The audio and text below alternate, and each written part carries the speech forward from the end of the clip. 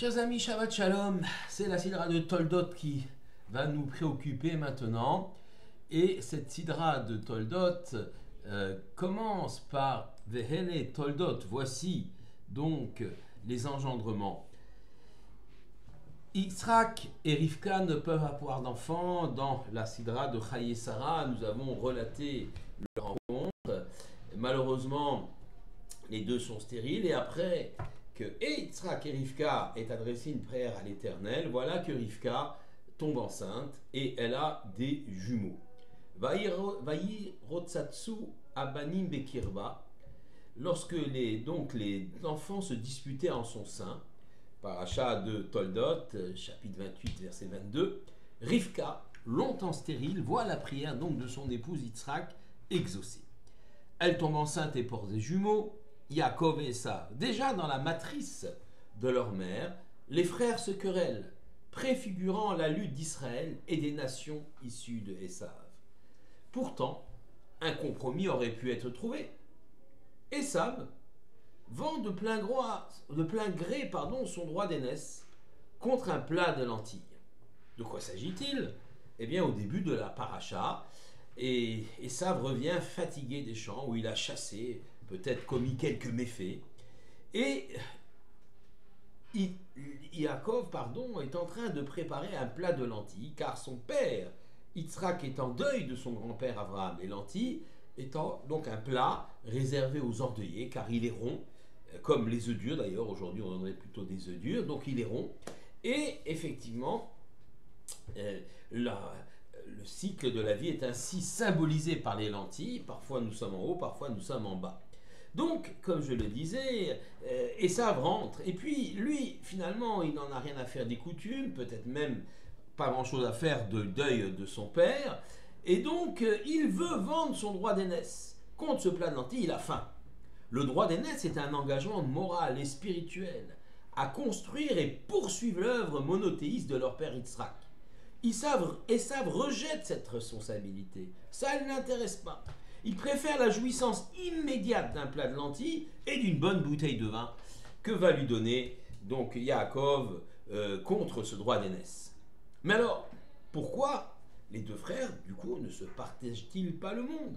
À l'un, Yaakov les valeurs spirituelles, à l'autre, Esav, la jouissance matérielle. Rachi nous envoie ou nous offre un élément de réponse. Ils se querellent pour l'héritage des deux mondes, lorsque le verset dit va yitrotsatsu abanim bekirba, ils se battent dans le ventre de leur mère, c'est pour les deux mondes qu'ils se battent. Pour Yaakov, ancêtre du peuple d'Israël, il ne saurait être question d'un monde tout spirituel, d'un peuple uniquement cantonné au livre. La vocation du peuple juif est certes spirituelle, mais elle n'est pas dans une méditation permanente ou dans la recherche d'un univers spirituel totalement éthéré. Le peuple juif a reçu une terre en héritage, Eretz Israël, pour construire une société humaine dont les principes sont ceux de la Torah. C'est une société effectivement ancrée dans le monde matériel. Donc Yaakov veut aussi une part dans le monde matériel. Mais cette société, cette terre d'Israël va lui permettre de s'élever spirituellement. Chaque mitzvah, chaque commandement permet d'introduire des valeurs spirituelles et éthiques au sein de la matérialité. Dans la société juive, on cultive la terre, on fait du commerce, on bâtit des maisons, on construit des familles, on organise une justice, une défense même à l'aide d'une armée. Mais tout cela dans une volonté de grandir spirituellement. L'homme, en introduisant des étincelles de spiritualité au sein de la matière, eh bien, va changer, va se développer. Certaines nations, descendants de Esav, veulent nier ce droit fondamental du peuple juif à une terre et le limiter au rôle de peuple du livre, grand spirituellement, mais victime perpétuelle. D'autres nations, à travers l'histoire, ont même nié les valeurs spirituelles dont nous sommes porteurs. Elles ont affirmer que nous aurions falsifié un texte, falsifié les textes de la Bible, niant la vocation spirituelle d'Israël. Enfin, certaines ont même nié notre identité, détournant le terme Israël pour l'attribuer à une nouvelle nation, car l'ancien Israël avait fauté. C'est la théorie que les chrétiens ont portée pendant longtemps jusqu'à Vatican II, que l'on appelle Vérus Israël. Les nations également revendiquent donc une forme de spiritualité. Ils veulent habiller leur soif de matérialité par une sorte de vêtements, de couverture spirituelle.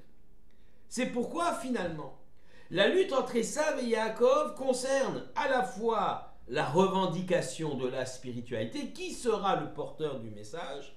C'est une lutte qui a été forte durant toutes les années d'exil du peuple juif, où les deux autres grandes religions monothéistes ont essayé d'opprimer ou de s'accaparer l'identité d'Israël.